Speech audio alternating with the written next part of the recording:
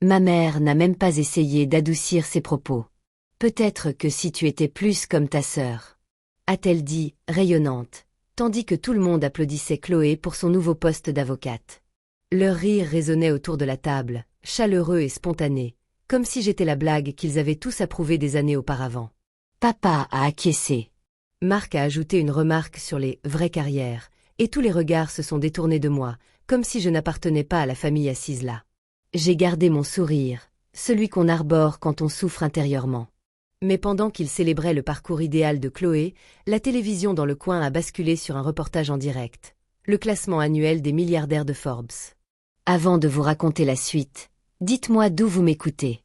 Et si vous avez déjà travaillé si dur que le silence est devenu votre seule réponse, non pas pour prouver quoi que ce soit à qui que ce soit, mais parce que la vérité parle plus fort que vos mots, je veux savoir que vous êtes là. J'ai grandi dans une famille où le succès n'était pas seulement attendu, il était écrit d'avance. Mes parents, Richard et Linda, croyaient que la vie suivait un modèle unique et parfait.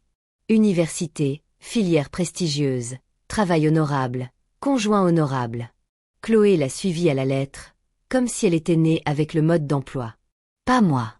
Et rien que ça faisait de moi une anomalie dont il ne savait pas trop quoi faire. Quand nous étions enfants, les bulletins scolaires de Chloé étaient affichés sur le frigo. Les miens, rangés dans un tiroir. Non pas qu'ils fussent mauvais, j'avais eu mon bac en avance, suivi des cours à l'université au lycée, gagné un concours régional de programmation à 16 ans, mais parce que rien de tout cela ne correspondait à l'image que mes parents se faisaient du monde. La programmation, c'était pas impressionnant. Le droit, c'était impressionnant.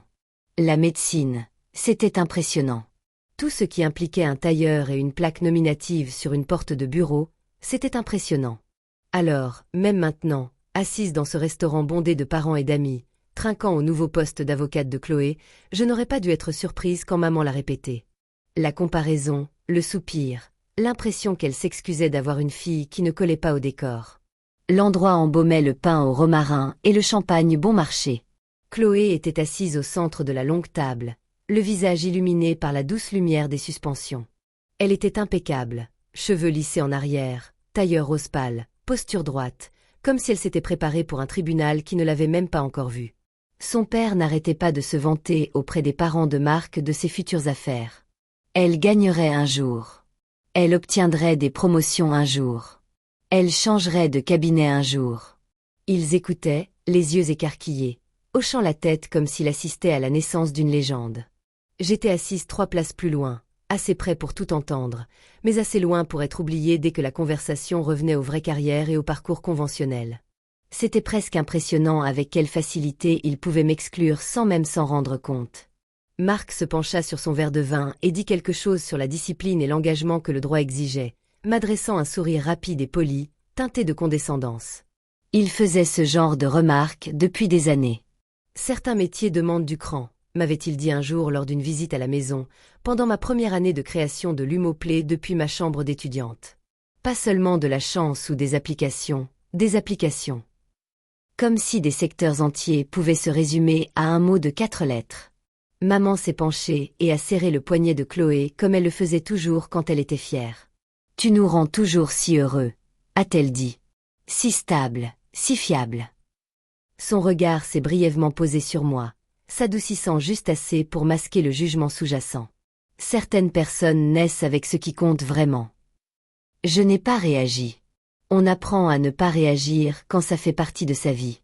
On apprend à enfouir sa douleur au plus profond de soi, à respirer malgré la piqûre, à se taire pour ne pas paraître dramatique ou sur la défensive. Le silence était mon atout le plus précieux dans cette famille.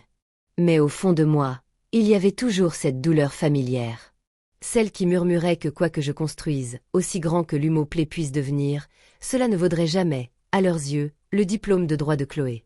Mon studio à New York, les équipes à Tokyo et Berlin, la technologie que nous avions créée et qui avait révolutionné le jeu mobile. Tout cela me semblait incroyablement éloigné du monde auquel mes parents étaient attachés. Pourtant, ce soir-là, je suis venue. Je suis arrivée, j'ai apporté des fleurs, je lui ai souhaité le meilleur, car c'était ma sœur. Et une petite voix en moi espérait encore qu'en restant assez longtemps, en faisant assez d'efforts, peut-être qu'il me verrait. Qu'il me verrait vraiment. Je ne le savais pas encore, mais le moment qui allait tout changer était déjà en marche. Les lumières, les discours, la télévision dans un coin qui diffusait discrètement le journal télévisé. Tout était sur le point de se heurter. La veille du mariage de Chloé ressemblait à une répétition générale de tout ce que ma famille avait toujours cru à mon sujet. On pourrait s'attendre à ce qu'un dîner de répétition soit chaleureux, émouvant, rempli d'anecdotes partagées et de blagues entre nous. Au lieu de cela, j'avais l'impression de monter sur scène, où tout le monde connaissait déjà son rôle, sauf moi. Je n'étais ni une sœur, ni une fille. J'étais reléguée au rôle de figurante, une simple présence de remplissage, un peu à l'écart. La salle de bal était déjà décorée pour le lendemain. Des guirlandes lumineuses dorées ornaient les murs. Des roses blanches étaient disposées dans de grands vases en verre, et un léger parfum de vanille et d'eucalyptus flottait dans l'air. Chloé et Marc se déplaçaient dans la salle avec l'élégance d'une reine recevant des hommages. Pendant ce temps, je me retrouvais une fois de plus en marge, me fondant dans le décor, comme je l'avais inconsciemment appris au fil des ans. Lorsque l'organisatrice distribua les cartons de table, cette vieille douleur dans ma poitrine se réveilla. Les amis et la famille les plus proches de Chloé et Marc étaient assis au premier rang. Mes parents, mes grands-parents et la famille élargie de Marc occupaient les rangs latéraux. Ma table, la 9e, était située près du service de restauration, assez près pour que j'entende les portes de la cuisine s'ouvrir en grand, me faisant bien comprendre que je n'étais pas au centre de la fête. C'était une exclusion familière, celle qui blesse, non pas parce qu'elle est bruyante, mais parce qu'elle est silencieuse et délibérée. Chloé m'a à peine regardée en passant, sa robe flottant derrière elle, ses cheveux parfaitement bouclés. « N'oublie pas de porter quelque chose d'élégant demain, » dit-elle d'un ton léger, comme pour me donner un conseil avisé plutôt que de lancer une pique subtile. « Il y aura des photographes partout. »« Bien sûr, » répondis-je. « J'y penserai. » Elle s'éloignait déjà avant même que j'aie fini ma phrase. Marc la rejoignit en marmonnant quelque chose sur le fait que les gens de la tech avaient toujours du mal avec les événements formels. Il pensait sans doute que je ne l'entendais pas. Ou peut-être que si. Peu importait. C'était le genre de blague qu'il faisait souvent, assez discrète pour pouvoir nier son implication, mais suffisamment incisive pour faire mouche à chaque fois. J'avais l'habitude de ce genre de remarques depuis le début de la vingtaine. Quand j'ai abandonné un cursus universitaire classique pour me consacrer pleinement à ma start-up, mon père a dit que ce n'était qu'une passade. Ma mère m'a suggéré de rejoindre le groupe d'études de Chloé pour acquérir de vraies compétences. Leur tentative pour me remettre sur le droit chemin n'était pas malveillante, du moins à leurs yeux. Ils ne comprenaient tout simplement pas un monde où l'on ne possède pas de diplôme et où l'on ne reçoit pas un salaire toutes les 2 semaines. Même lorsque l'Humoplay a lancé notre premier jeu et atteint le 1 million d'utilisateurs actifs quotidiens, la réaction de ma mère était toujours la même. « C'est bien, ma chérie. Mais quand est-ce que tu vas penser à te trouver quelque chose de stable ?» Comme si tout le travail que j'avais investi dans la conception des serveurs, les développements, les sprints de programmation, les présentations aux investisseurs et les nuits blanches n'étaient qu'un petit passe-temps fragile que je pouvais ranger quand j'étais fatiguée. J'ai appris à ne plus m'expliquer et à laisser leurs suppositions en l'état. C'était plus facile de les laisser croire que j'étais ailleurs que d'essayer de leur expliquer un monde qu'ils ne prenaient même pas la peine de comprendre. Mais le succès ne reste pas discret. Il grandit. Il se fait entendre même si on ne le fait pas. Lorsque notre moteur basé sur l'IA a attiré l'attention d'investisseurs importants, lorsque nous nous sommes implantés dans plusieurs pays, lorsque notre valorisation a explosé, je n'en ai rien dit devant eux. Non pas par mesquinerie, mais par instinct de survie. Chaque fois que j'essayais d'aborder le sujet, ils le refermaient si délicatement que j'avais l'impression que c'était de ma faute. Alors, lors du dîner de répétition, quand mon père a porté un toast et a félicité Chloé pour son dévouement et sa discipline sans faille. Au travail, je n'ai pas bronché. J'avais déjà tout entendu, tellement de fois que les mots me faisaient à peine peur. Mais l'atmosphère était différente ce soir-là. Plus pesante, presque théâtrale. Comme si chaque remarque condescendante, chaque regard méprisant, chaque rire étouffé préparait le terrain pour quelque chose que je ne pouvais pas encore voir. Le coup de grâce est arrivé quand Chloé s'est avancée pour répéter son discours. Elle m'a regardé droit dans les yeux. Et merci à tous ceux qui ont soutenu Réal Ambition, a-t-elle dit, avec un sourire carnassier. Choisir une carrière sérieuse demande de l'engagement. Quelques invités ont ri sous cap. Marc a esquissé un sourire en coin. Papa a approuvé d'un signe de tête. Je suis restée là, les mains jointes devant moi, les ongles enfoncés dans ma peau. Je n'ai pas pleuré, je n'ai pas protesté, je ne leur ai pas donné la satisfaction de me voir céder. Mais intérieurement, quelque chose a changé. Une brûlure lente et sourde a commencé à monter en moi. Pas de la rage, pas de la jalousie, quelque chose de plus sourd, de plus dangereux, la lucidité. Car pendant qu'il restait là, baigné dans la lumière du discours parfait de Chloé, ils n'avaient aucune idée de ce qui les attendait. Aucune idée de ce que le lendemain leur réservait. Aucune idée que tout le récit qu'ils avaient construit, la hiérarchie qu'ils vénéraient, était sur le point de s'effondrer.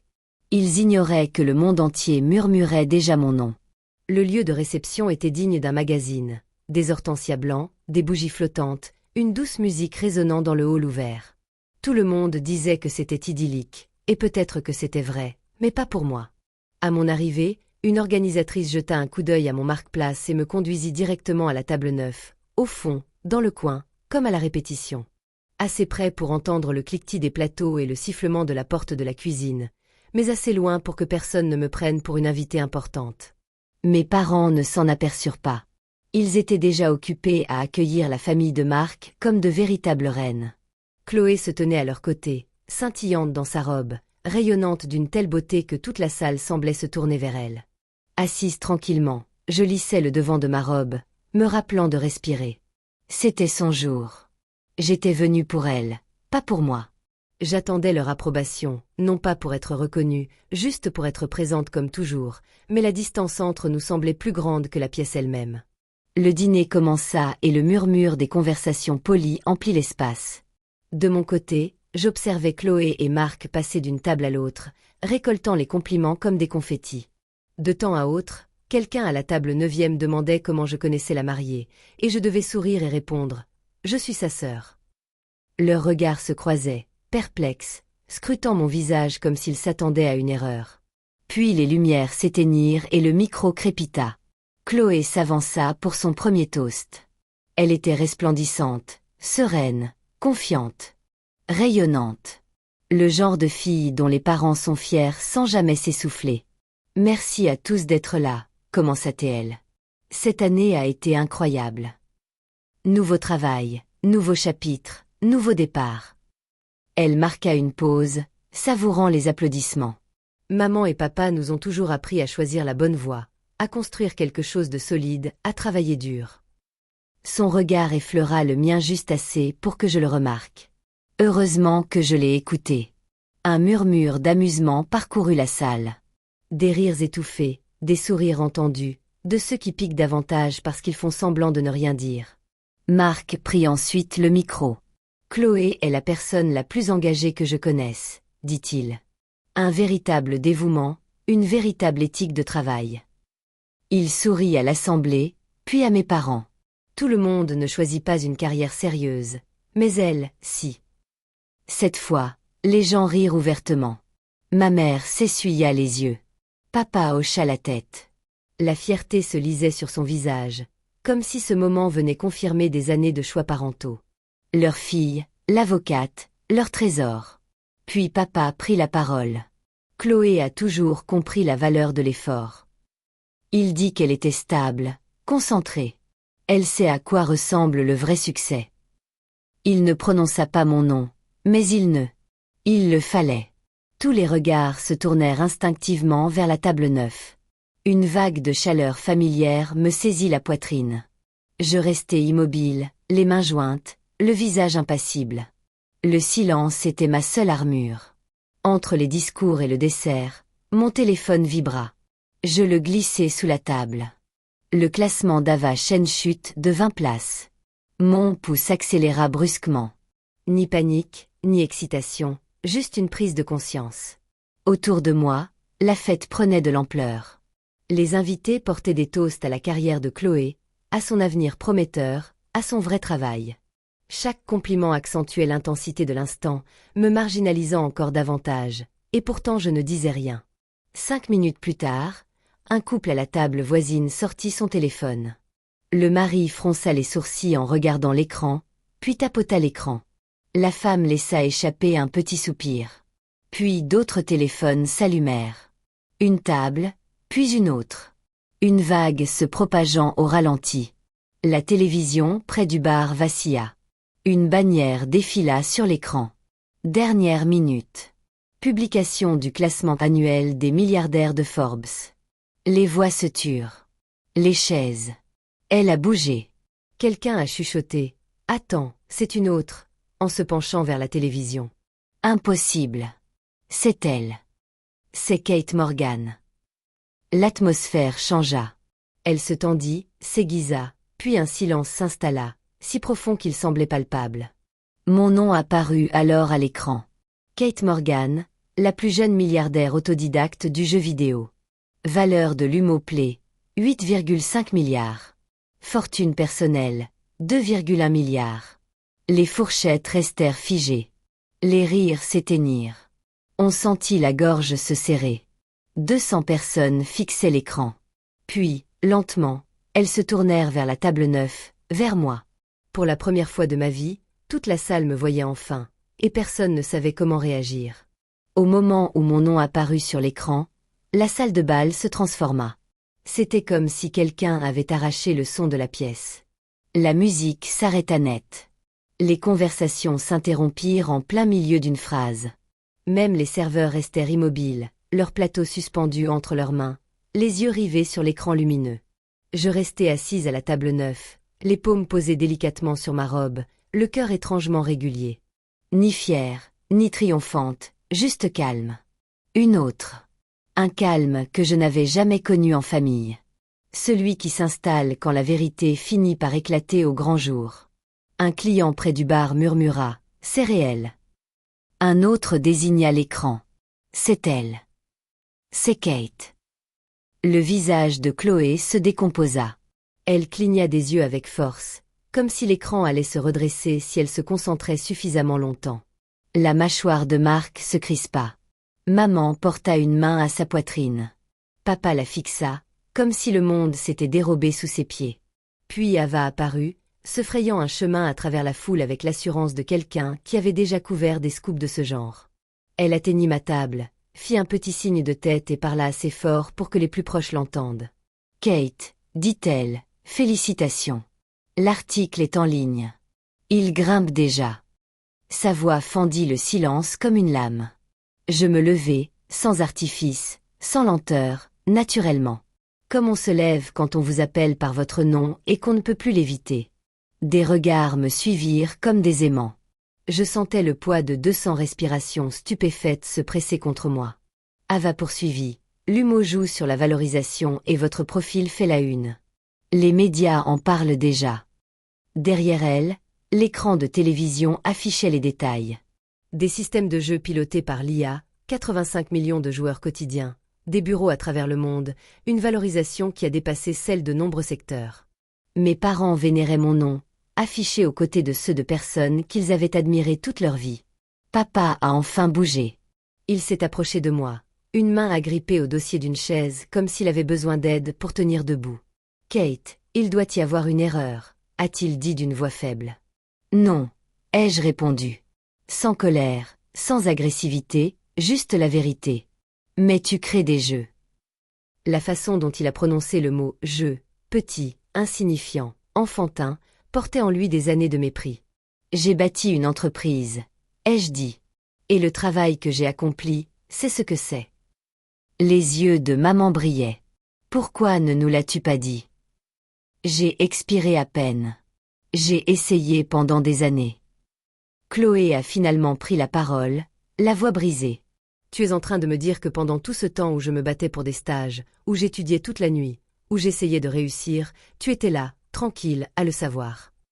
Elle a désigné la télévision d'un geste impuissant. Je n'étais pas assise, dis-je. Je travaillais. Vous ne l'avez tout simplement pas vu parce que vous ne m'avez rien demandé. Elle recula, comme si mes mots l'avaient frappée de plein fouet.